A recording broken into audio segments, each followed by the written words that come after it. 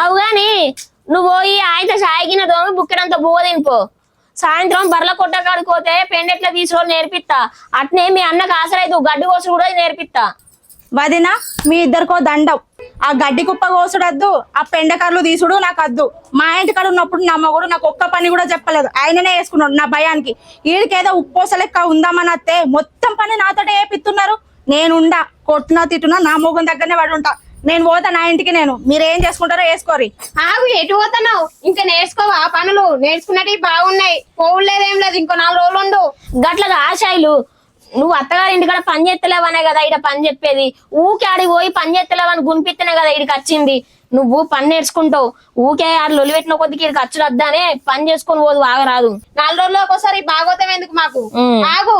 అవ్వ తల్లులారా మీ ఇద్దరికో దండం. నా అత్తగారింటి కాడ నా మొగుడు గాని నా అత్త గాని నాకు ఒక్క పని చెప్పరు. నేనే కూర్చుంటే వాళ్ళే మొత్తం పనులు చేసుకుంటారు.